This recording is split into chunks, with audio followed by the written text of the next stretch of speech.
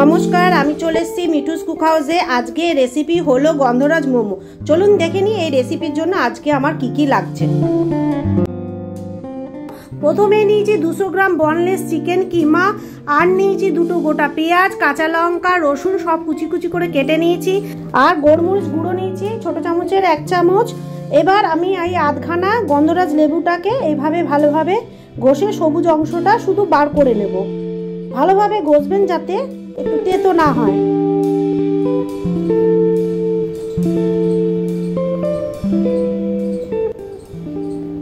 এইভাবে গ্রেট করে নেওয়ার পর আমি, যাদের গ্রেটারটা যদি না থাকে তাহলে আপনারা বটির সাহায্যে খোসাটাকে ছাড়িয়ে কুচি কুচি করে নেবেন।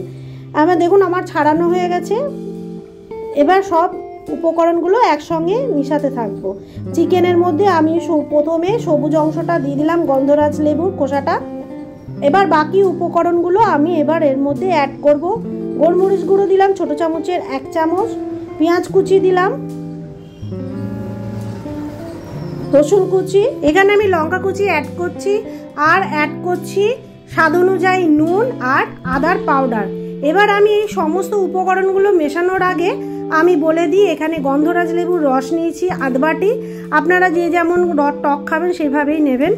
আমি এখানে সমস্ত উপকরণগুলো একটা চামচের সাহায্যে ভালোভাবে মিশিয়ে নেব, যাতে সমস্ত উপকরণগুলো একটার সাথে একটা ভালোভাবে মিশে যায়।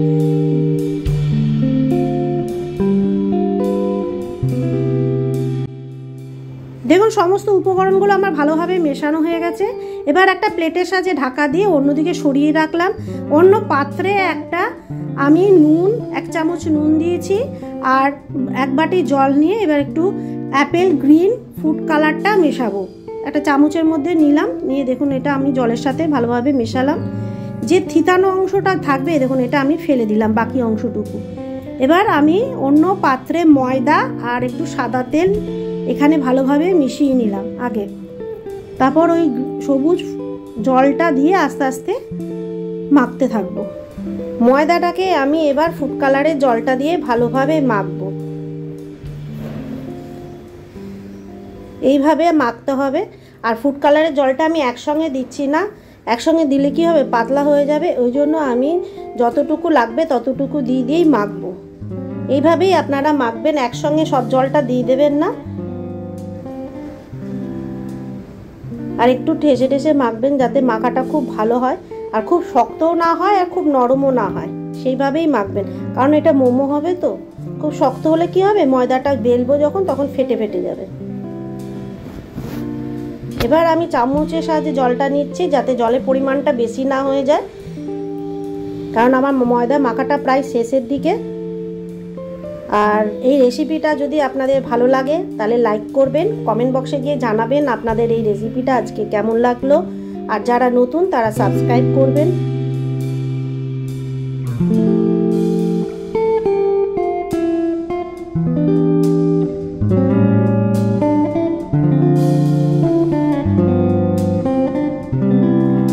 ভালোভাবে ঠেসে ঠেসে মাখতে হবে।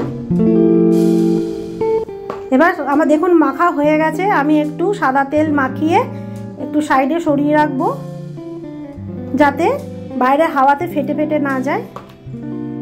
বা আপনারা চাইলে একটা ঠান্ডা ভিজে ন্যাকড়া দিয়েও এটা ঢাকা দিয়ে রাখতে পারেন কিছুক্ষণ। আমি একটা প্লেটের সাহায্যে আধ ঘন্টা ভিজিয়ে রাখলাম। দেখুন এবার আমি একটা একদম ছোট ছোট লেচি করে, লুচির থেকেও ছোট ছোট লেচি হবে,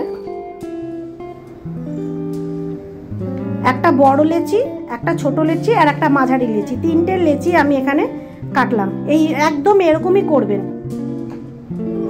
আমি প্রথমে ছোট লেচিটা বেলে নেব। একটু ময়দার সাহায্যে বেললাম, আমি তেল দিইনি এখানে। আপনারা চাইলে তেল দিয়েও ব্যবহার করতে পারেন, তেল দিয়ে বেলতে পারেন। আমি এখানে ময়দা দিয়ে বেললাম। এবার মাঝারিটা, মিডিয়াম সাইজ লেচিটা আমি এবার বেলে নেব, সেকেন্ডটা। ওটার থেকে একটু এটা বড় করব।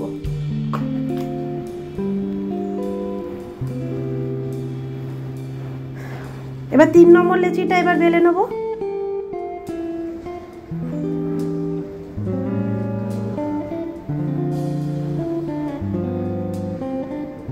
একদম পাতলা করব, লুচির থেকে একটু পাতলা হবে এইগুলো। দেখুন এবার পরপর আমি সাজাচ্ছি কিভাবে, সেমনিভাবেই আপনারা সাজাবেন। তারপরে মাঝারি, তারপরে একদম সবার ছোট, এইভাবে একটুখানি সাজিয়ে নিতে হবে। এবার চিকেনগুলো এমনিভাবে লম্বা করে আমি দেব। যেভাবে করছি ঠিক সেইভাবেই করবেন, খেতে অসাধারণ হয়। একবার ট্রাই করাই যেতে পারে ঘরে।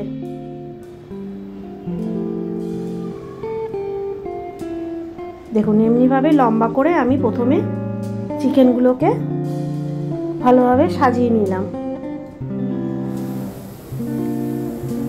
এবার প্রথমটা আগে উল্টালাম, একটু আঙুলের সাহায্যে এখানে দেবেন। যদি মনে করেন আপনার খুলে যাচ্ছে তাহলে একটু জল নেবেন হাতে। আমি একটু জল নিলাম হাতে। মাঝারি, তারপর সবার শেষে বড়টা একটু আঙুলের সাহায্যে দেবে দিতে হবে এমনিভাবে।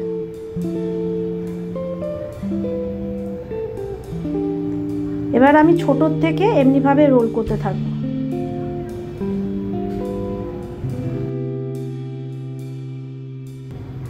দেখুন কি সুন্দর একটা গোলাপ ফুল তৈরি হয়ে গেল।